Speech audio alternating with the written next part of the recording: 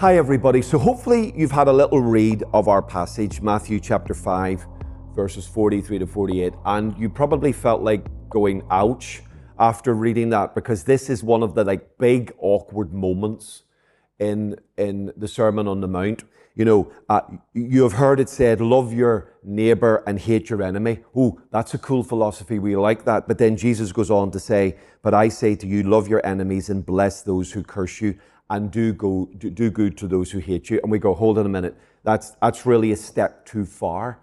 But what's going on here? Again, remember that counterintuitive and countercultural stuff, that actually Jesus is talking about the fact that when we start to embrace the heart of God, then we start to embrace not only the challenges of that kingdom, but we start to see that actually things that look like they are impossible can become possible because we capture the heart of God in that. Now, if you read the Sermon on the Mount the whole way through, this is the last of the 6 you have heard it said, but I say to you stuff. So this is really important. 6 times Jesus says, you've heard it said, you've heard the teachers say, you've heard this interpretation, but I say to you.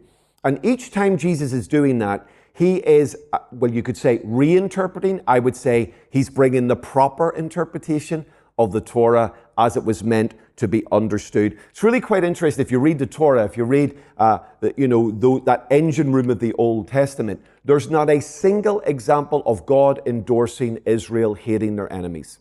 This was not an accepted or expected philosophy.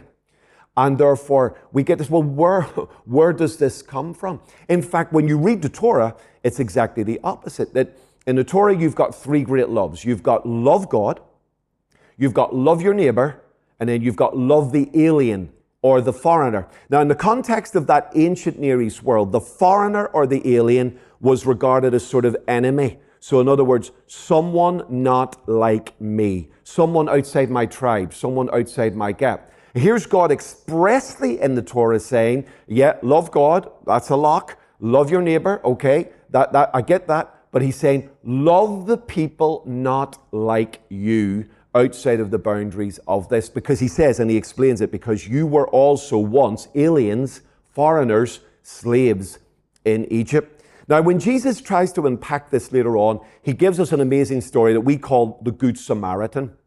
An expert in the law comes to Jesus and he says to Jesus, what's the greatest commandment?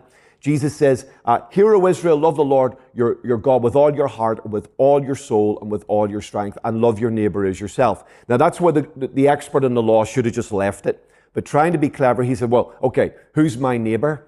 And Jesus tells a story of a Samaritan helping a man. Now, most people think the man being helped is a Jew. But actually, the text explicitly just says a man. Probably a Jew, might have been a Jew, but the fact we don't know who the man was in terms of his ethnic identity is the point. Because the point of the story is not the identity of the man being helped, but the man's actions in helping the person. So in other words, Jesus is teaching the Samaritan helped the man regardless of who he was. Was he a Jew? Was he not a Jew? That's not the point. The point is he's not like me. The point is he's outside of my group. The point is in ancient Near East culture, he's an enemy to me. And yet the Samaritan helped him. Now this points to a deeper idea. Nowhere in the story of the Good Samaritan does it say the Good Samaritan liked him or agreed with him or was at one with him. In fact, it's irrelevant. Whether the Good Samaritan liked the man or agreed with man or identified with that man is completely irrelevant. What Jesus celebrates is the actions of the Samaritan. And the actions of the Samaritan are affirming 2 things. Number 1, that this man understands the heart of the Torah. That he's loving God, and in loving God, he expresses that love in his actions towards this man who has fallen by the wayside. And secondly, and this is dynamic, he's expressing love to the man irrespective of whether he likes him or not. Now, this is really important. When we think of loving people, we think we have to like them. We have to agree with them. We've got to be at one with them. Well, actually, the Torah doesn't teach that. The Torah and Jesus now teaches us that you could be at odds with a person, disagree with the person, even not like that person, never agree with that person, and yet express love to that person through your actions? Is it possible to be like the Samaritan who would say, I don't actually like him in the sense of his philosophy, but I will love him because of my love for God?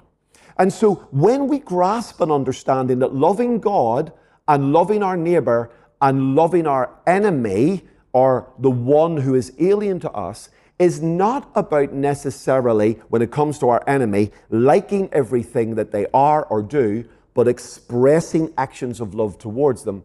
This is a dynamic, liberating idea.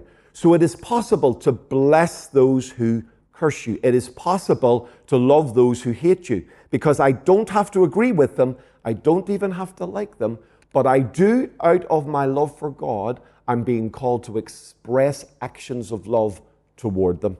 Is it possible to live in a loving way towards people who you don't even like? Have a think about that and reflect on that. Because if we can do that, I think we can manage the tension between agreement and love and demonstrating that love towards our world. Anyway, listen, have a reflection on that. Have a think about that. Have a pray. I'm sure that's going to excite lots of serious conversation. But I pray, whatever you do and however you think, may God help us to be people who love our enemies and bless those who curse us. God bless you.